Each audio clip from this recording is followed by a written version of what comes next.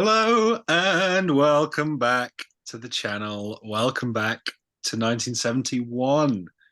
A week ago, we talked about our favorite albums of 1971. Go check that out because weirdly, the songs video did quite a bit better for 1970 than the albums video. So very interesting. Who am I joined by today? Well, as usual, it would be Vanessa and Chris. No change there. Either to your glee or dismay, depending on how you view this series. But we're back, whether you like it or not, and we will be on your screens for the next 2 years doing this series. And we're here to talk about 1971. We have been very open about how stacked this year is, and maybe not like the toughest cuts ever for songs, but the most. I think is like my conclusion. It's just in terms of pure quantity of stuff that I can't mention that I wanted to. It's never been more brutal than here. But I think this was the worst year for making. It was so hard, and there's so much that is crucial that I'm not even mentioning at all. Like, this was probably the worst for that so far. Definitely. so the I best. think But songs. cuts. Yeah. Cuts. Yeah. No. I love the songs. No. But making it has been brutal. Like, things that I thought were shoo-ins, I had to cut completely. Not just from honorable mentions, or not just from the list, from honorable mentions too. So that's the first year I'd say that I had to do a lot of that. So Yeah. Chris, feeling sad? Yeah, no, it was pretty tough making a list, and some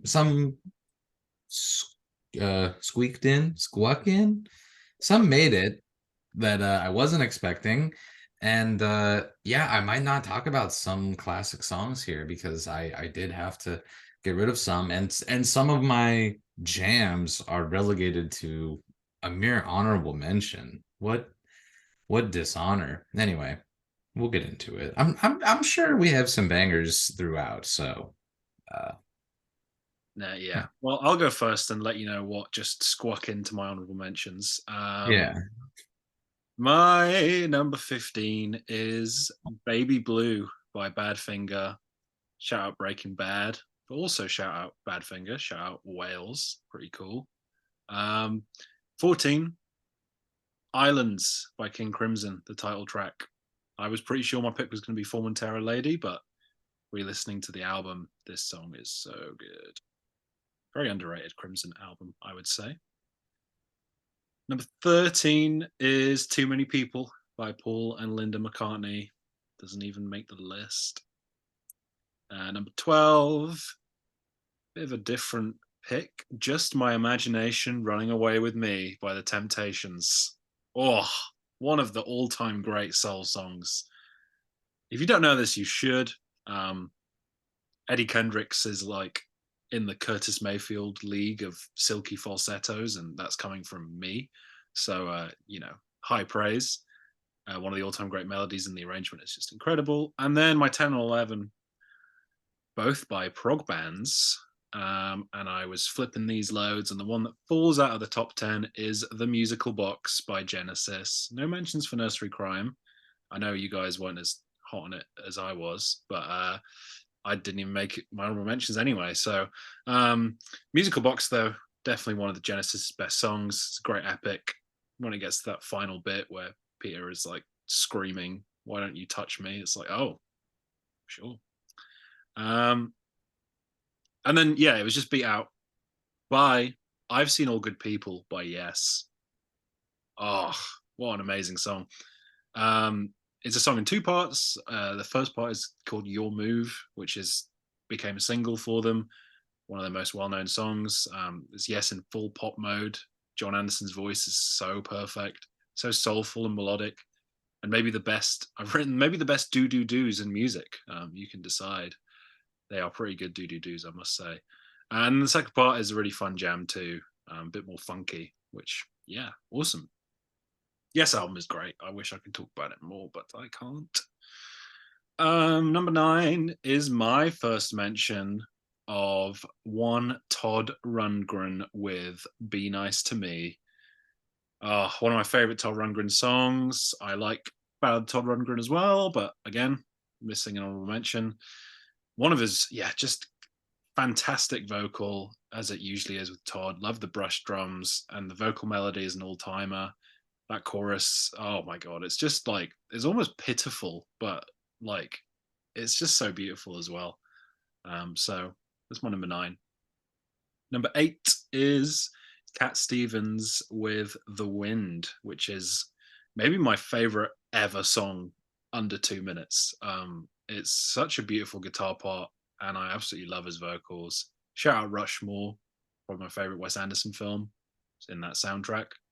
And that was the first time I heard the song, and I was like, oh shit, this is awesome. So yeah, that's my number 8.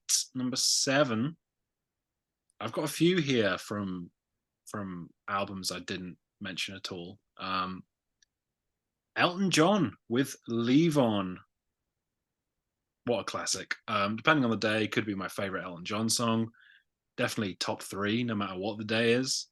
What a vocal, what an arrangement, what a set of lyrics. One of my favorite sets of Bernie Taupin lyrics. One of his best choruses ever as well. Like, it just hits every time. It's so good. Number 6 is my Led Zeppelin pick. I've gone for Stairway to Heaven, okay? Like, I never get tired of this song. From the divine flutes in the intro to the rocking out parts towards the end. It's just a masterpiece and one of the most influential rock epics ever. Like, the Zeppelin have plenty of really well-known songs that I'm sick of. And that is not the case with Stairway to Heaven. And that says something about my love for it. Pretty much every hard rock or metal band since has wanted to have their own Stairway to Heaven, which also says a lot. Page's guitar solo around the halfway point is just so good. And it's like, I have to say these things because people take them for granted because it's Stairway to Heaven. And they listen to it and like, yeah, it's great, sure. And then they move on with their day because they've heard it a million times already. So that's my number 6. Number 5 is a similarly cliche pick, Baba O'Reilly by The Who. I give even less shits than I did about Stairway to Heaven, quite frankly. The synth opening is so iconic and it's still timeless to this day. Daltrey's vocal is perfect. Townsend's lyrics capture the mood perfectly. It's a song I overlooked for so long, but now I love it so much. The quiet bridge that Pete sings, the "Don't Cry." Oh my God, so good. Such a unique choice. Works so well, and then just makes the chorus hit even better. And then you get the last minute with the violin and the crescendo, and it's a 5-minute song. So much happens. But my number 4 is a little bit better, and it is Driving Along by Harry Nilsson. Sorry, Chris. Made my claim for this song in the Nilsson video. Still irresistibly catchy, and packing like 3 hooks in a 2-minute song is something that you've got to respect. Maybe people would prefer Gotta Get Up or Without You, but this is my favorite, and I'm not apologizing. Number 3, back to cliche picks. What's Going On by Marvin Gaye, one of the very peaks of soul music. I'm not crazy for the album as a whole, but this song is absolutely undeniable. So melodic, such a powerful message. It is so timeless. I feel like, unfortunately, it will be timeless for quite a while still, which sucks, but the song is amazing. So, Mercy Mercy Me, also fantastic. Don't listen to the Eddie Vedder and the Strokes cover, but What's Going On was the song I picked. Silver Medal, A Case of You by Joni Mitchell, true standout, one of the great singer-songwriter albums of all time. What a relatable set of lyrics. The guitar contributions from James Taylor are so tasteful and perfect. And it really is, to me, one of like the very best vocal performances of all time, filled with character and soul. Every word, like the blue TV screen light. Oh my God. The way she sings it is so unique and it's also sympathetic. It's moving and it is so flawless, but not as flawless as Life on Mars by David Bowie. I know. I come on. Let's not say I slandered Hunky Dory, but it dropped a little bit for me. But Life on Mars has always been one of my favorite Bowie songs, accompanied by, to be honest, one of the great ever piano parts. A piano part so good that Rick Wakeman has recorded like solo versions of just the piano part, like on his albums. That's how good this piano part is. Um, the guitar solos from Mick Ronson are very short and understated, but they are so perfect for the song. The string arrangement is amazing, and it's a career-defining vocal performance. Yeah, one of the greatest songs of all time. Should be no surprise that it's number one, and love it. Love it so much. Case of You was really close though. It was like it really pushed it, but Bowie won out.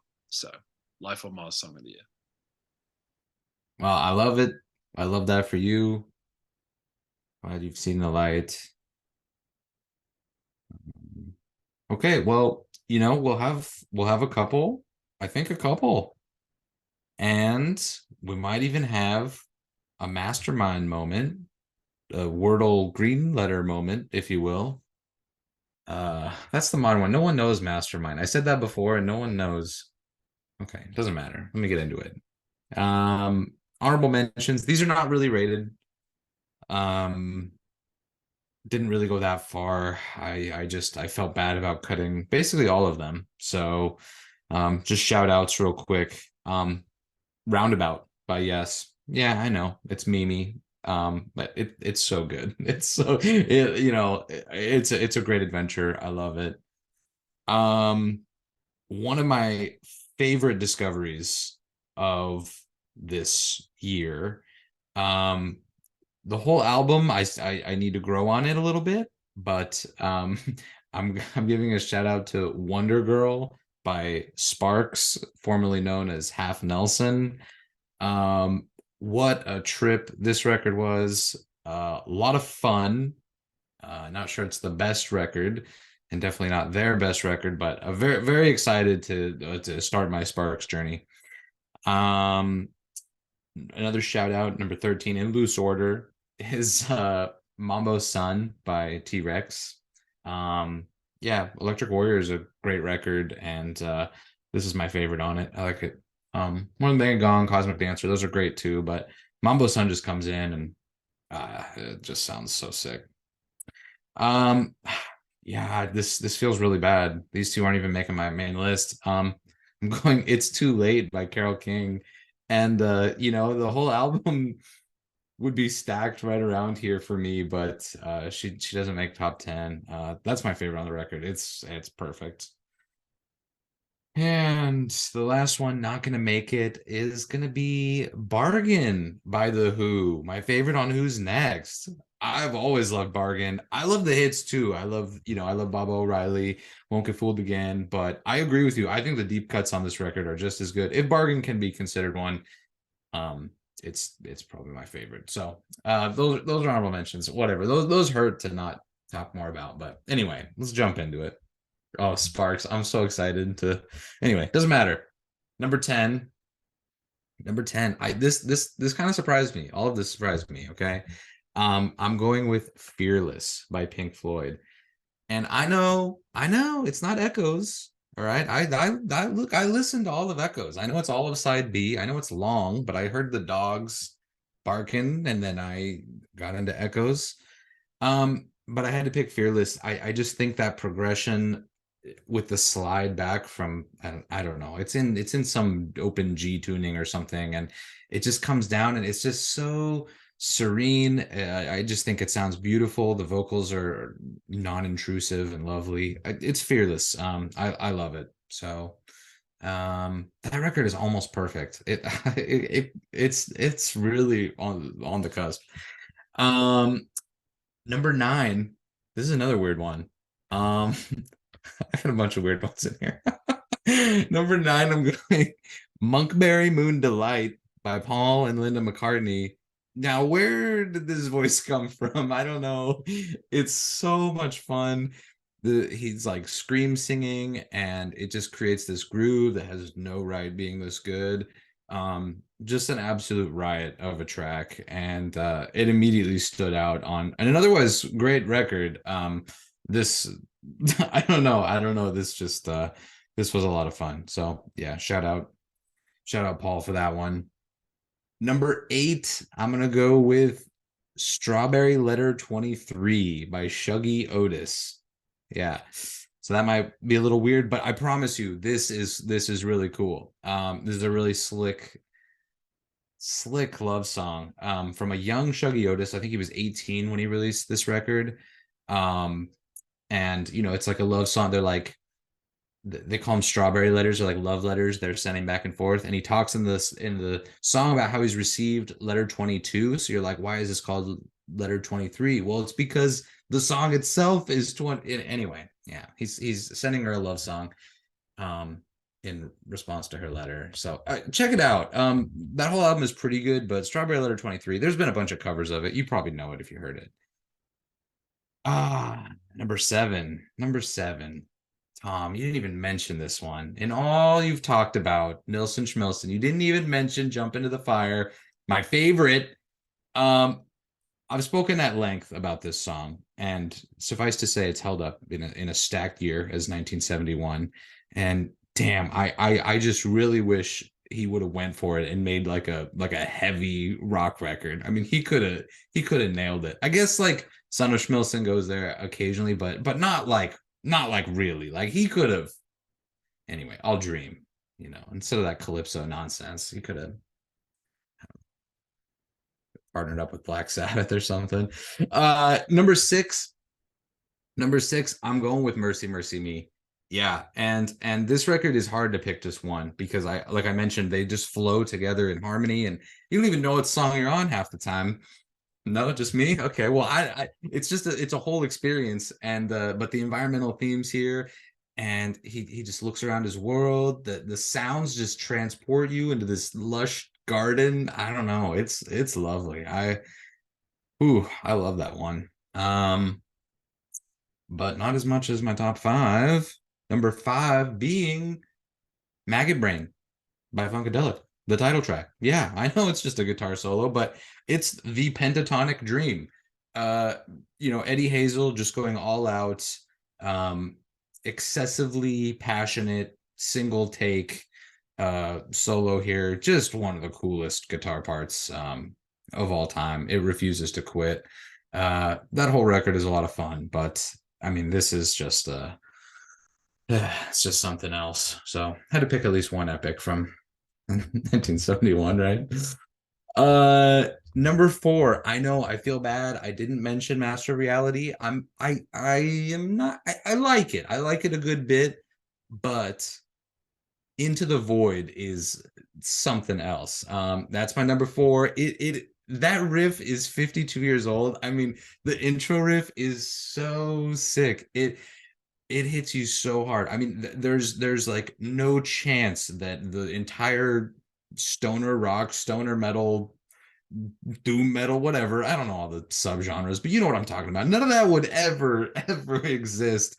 And frankly, nothing quite matches the doom that this creates. I mean, it's just there's a couple of other songs that I could have considered, but when that riff hits you, it's definitely my favorite. Awesome track. So number 3 is going to be Bronze Medal for When the Levee Breaks.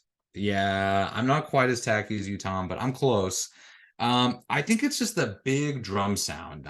Just a sucker for that. It still sounds so big. I mean, you've heard it, you know it, you love it, but how is this achieved? I don't know. It's probably on Wikipedia. I don't feel like reading about it, but it sounds still amazing, and it just transports you to this world of the blues. I mean, what are you, too cool for Led Zeppelin? Get out of here.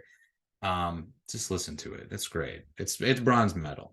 It's almost as good as my number 2, my silver medal, which is Case of You by Joni Mitchell.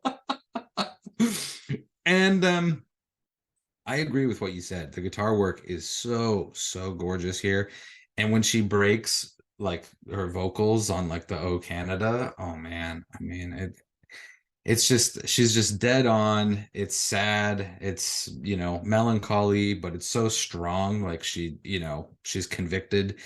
And if this song doesn't move you, you may want to ask your doctor if Lexapro may be right for you. I hear you can get a good prescription. I'm just kidding. Anyway, listen to Johnny Mitchell. It's great. And my number one is Life on Mars. I know. You're reading my list. I think you stole my screen. You can do that on Zoom, I hear. So yeah, I thought about "Oh You Pretty Things" because some days that probably is my favorite. But Life on Mars is it's the classic. It's what brings you to the record, and you stay for the "Oh You Pretty Things," so to speak. So, is there life on Mars? Well, we don't know, but I love the scene that's being set. I mean, you talked a lot about the instrumentation. I love the story of this song. It's this young girl, and it's kind of impossible to tell if she's actually, he says hooked to the silver screen, and she's like escaping her world through movies or something, and she's bored with what it is, but it's like, is she actually watching TV or movies, or is she actually just observing her life and wondering if there's more to it, like on Mars, because Earth is doomed? I don't know. I love it. I love these kind of wild out there, sailors fighting, and she's like, I'm bored, what else is going on? And then Bowie is just like soaring. I mean, he's just it's just the best. Yeah, I couldn't in good conscience pick another song from this record, although I thought about it. Life on Mars, that's my winner. Yeah. Vanessa, we have not had a trifecta. White Rabbit in 19. Don't screw this up. Do not mess I'm this gonna up. tell you right now, this is where I ruin everything. Oh, yeah. come on. Life on Mars? Really? No life on Mars? Oh, wait another year. Anyway, my honorable mentions are not in any order as usual. So I'm going Todd Rundgren, but Wailing Wall. Great one. I'm going with someone who we haven't mentioned at all, Jethro Tull and Aqualung. Great opening. Love it. Love it. 20th Century Man by the Kinks. Not quite making it. This one, or the next two, really hurt because they are close to my heart, but they just couldn't make it. Coat of Many Colors by Dolly Parton, and After the Fire Is Gone by Conway Twitty and Loretta Lynn. Just could not quite make the top 10 this time around. But I guess at least I got to talk about them, because there was a bunch of other ones that, like, I'm not even going to mention, so they did all right. Number 10 is Life's a Gas by T-Rex. Actually did not make my original T-Rex list I made last year, but I have just fallen in love with this song, going back to the album and just going back to songs. I don't think a second on this song is wasted. I love how it kicks right in, just right after that little short acoustic intro. And every time I hear it, I'm just like, let's go. I just love how Mark Bolan's swagger on this song comes through. It's absolutely undeniable. And I just love the way how he sings Life's a Gas every time, just the way he enunciates it and everything. It's just fantastic. Number 9 is another person we haven't mentioned yet, Nick Drake, with One of These Things First. This was the first Nick Drake song I ever heard, and I was immediately hooked. I think I heard it in Garden State, which I hate saying I heard things on Garden State first, because there's like this stigma with it, but it was my introduction. I think it's a beautiful song, and there's a lightness to his singing here that I just really like. And I love how the piano enhances his intricate guitar playing, and it almost feels like you're floating on air while the song is on. So had to make my list. Number 8, another new mention with the Carpenters, Rainy Days and Mondays. Pretty difficult to pick a favorite from the Carpenters this year. They had some really great songs, but ultimately I chose this one. Something about it grabs my attention every time I hear it. And Karen so perfectly captures the doldrums of a rainy day and a Monday, and like just that gloom that sometimes comes over you where you're upset for no reason, and the rain just makes it worse. And she just encapsulates that. And And then she sounds beautiful doing it, so had to make the list. Number 7 is Hallowed Be My Name by Alice Cooper. It's absolute earworm. It's been stuck in my head all week. Like I'll be at work and just singing it in my head, and it's just great. I love the attitude that comes through on it and the way that Alice pronounces Hallowed Be My Name, like the Hallowed. Just love that on the chorus.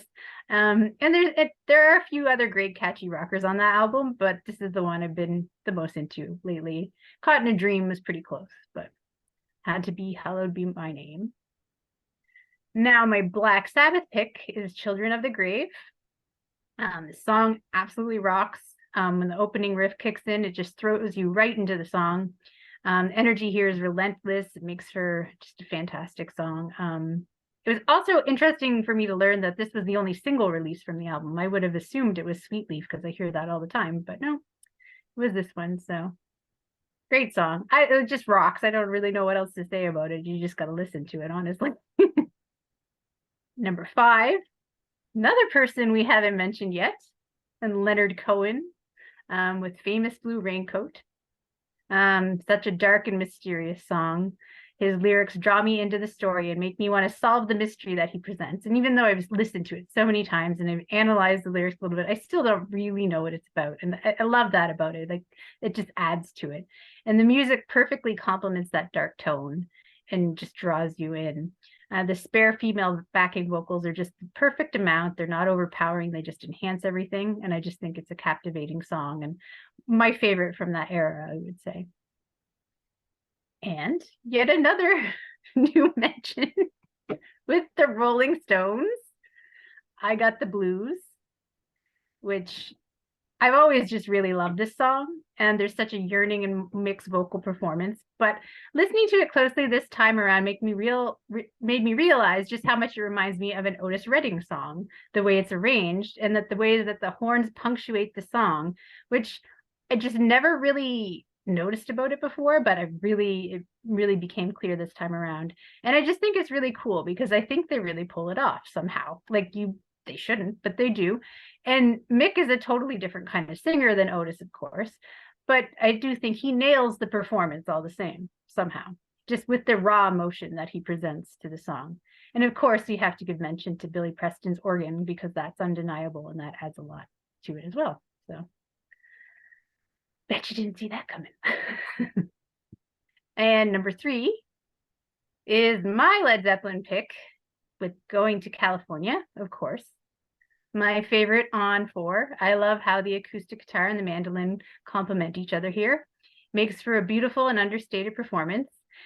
And I promise I love Rockin' Zeppelin too, because it seems like I'm always picking their slow songs for these lists, but sometimes their ballads are just a little more close to my heart, I guess. But yeah, I love all the big rockin' songs too. And I do like Stairway. I don't know. I think it's just a little bit of that chip on my shoulder from when I was 18 creeping back in, you know. And number 2 is Gene Clark with For a Spanish Guitar. There's so many songs on this album I could have chosen. Because of You is always a close contender for the top, but still never crept in. I think the guitar on this song is just absolutely gorgeous and the melody is so poignant and it just always draws me in and makes it an extra special song on the album that is already a pretty special album to me, but this song just a little bit, just has a little bit more of a cherry on top, I guess.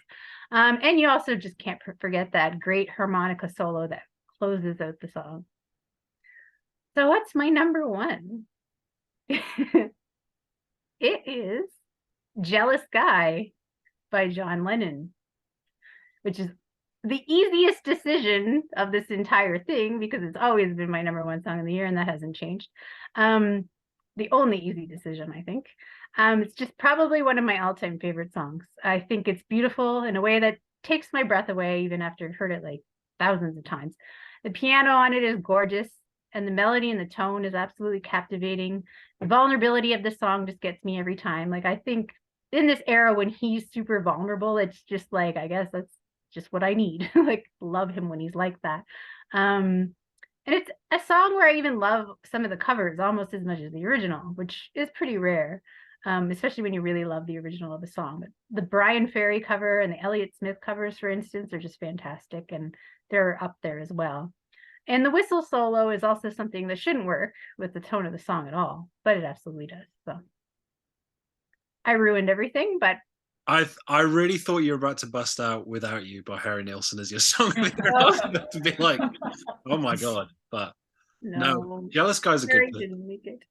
Jealous Guy was on my original list, but didn't make the final list. So Well, there we are. No matches. We're still waiting. So Tom, we tried. We synced up. We talked. Remember when we talked about syncing up? that was nice. Yeah. I can't believe I had no Bowie, but it happens. he also missed my album. But 1971. It's just a crazy year. Yeah. So it's 1972 though, and I don't want to say we might have even less of a chance of a match there, but it might be. We'll see. You'll find out in 2 weeks. No, 3 weeks for songs. Sorry, 2 weeks for albums because we're taking a week off. So a week from this episode, you will be seeing me and Chris doing an Anatomy of a Classic episode on Hunky Dory by David Bowie, of course. An album. Now I'm really gonna look like a hater. Of course. Not even on the episode. You've already had your Kate Bush one. Like, I know. have you on again? Once is enough. Yeah. So look forward to 1972. We'll have a little bit more time to prep for that. Just a busy month coming up for me. So extra week would. What, in summer? Yeah. What are you doing? Graduation. What? When it's nice outside? You're busy? Yeah. You got plans or something? You're graduating? That won't take too long. No, I know. It's just a day. Yeah, exactly. Yeah. Anyway. 1972 is coming. Feel free to listen along if you want to revisit your favorites and get a list going. Yeah. Show us your songs lists down below. Do you prefer Life on Mars or Jealous Guy? At least my pick has a shot this time. Yeah, exactly. Yeah. I was going to list a third one, but I was like, nope, there isn't a third one. There's just us two with our Life on Mars. Anyway, thank you for watching, and hopefully we'll catch you soon.